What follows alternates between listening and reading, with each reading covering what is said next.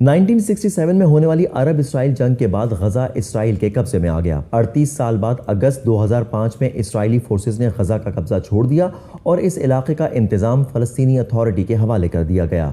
جنوری 2006 میں فلسطینی قانون ساز کونسل کے انتخابات ہوئے، جس میں حماس نے الفتح کو شکست دے کر اکثریت حاصل کر لی۔ حماس نے انتخابات میں کامیابی کے بعد عسکریت پسندی کی پالیسی چھوڑنے اور اسرائیل کو تسلیم کرنے سے انکار کر دیا، جس پر اسرائیل اور امریکہ نے فلسطینیوں کی امداد بند کر دی۔ اسرائیل کی غزہ پر کارروائیاں شروع ہوئیں جون 2006 میں، جب حماس کے عسکریت پسندوں نے اسرائیلی فوج کے ایک اہلکار گیلاد شالیت کو یرغمال بنا لیا۔ اسرائیل نے جواباً غزہ میں حماس کے ٹھکانوں پر فضائی حملے شروع کر دیے۔ دسمبر 2008 میں فلسطینی عسکریت پسندوں کی جانب سے اسرائیل کے جنوبی علاقے صدیروت پر راکٹ داغے گئے، جس پر اسرائیل نے غزہ میں پھر فوجی کارروائیاں شروع کر دی، جو 22 روز تک جاری رہیں۔ فریقین کے درمیان جنگ بندی سے قبل اس لڑائی میں لگ بھگ 1400 فلسطینی اور 13 اسرائیلی شہری ہلاک ہوئے۔ نومبر 2012 میں اسرائیل نے حماس کے military chief of staff Ahmed Jabari کو قتل کر دیا، جس کے بعد 8 دن تک فلسطینی عسکریت پسندوں نے اسرائیل پر راکٹ داغے،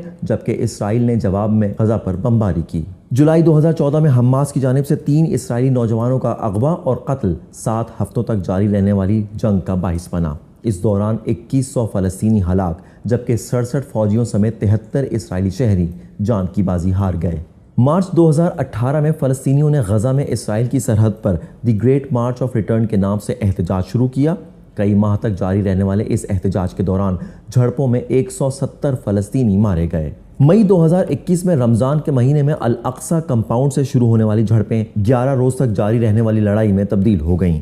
اس دوران 250 فلسطینی جبکہ 13 اسرائیلی شہری ہلاک ہوئے۔ اگست 2022 میں اسرائیل کی جانب سے غزہ میں فلسطین کی عسکریت پسند تنظیم اسلامک جہاد کے کمانڈر خالد منصور کی ہلاکت کے بعد پھر سے لڑائی شروع ہوئی۔ 3 روز کے دوران اسرائیلی کارروائیوں میں 15 بچوں سمیت 44 فلسطینی ہلاک ہو گئے۔ اسلامک جہاد نے بھی اسرائیل کی جانب راکٹ داغے۔ جنوری 2023 میں اسرائیل نے مغربی کنارے کے جنین پناہ گزین کیمپ کو نشانہ بنایا، جس میں 10 فلسطینی مارے گئے۔ جواب میں اسلامک جہاد نے غزہ سے اسرائیل کی جانب 2 راکٹ داغے، لیکن کوئی جانی نقصان نہیں ہوا۔ اسرائیل نے جواب میں غزہ پر بمباری کی۔ 7 اکتوبر 2023 میں حماس نے اسرائیل پر تاریخ کا سب سے بڑا حملہ کیا اور اسرائیل کی طرف نہ صرف ہزاروں راکٹ داغے، بلکہ اس کے جنگجو سرحد پار کر کے اسرائیل میں داخل ہو گئے، جن کی اسرائیلی فورسز سے جھڑپیں کئی روز تک جاری رہیں۔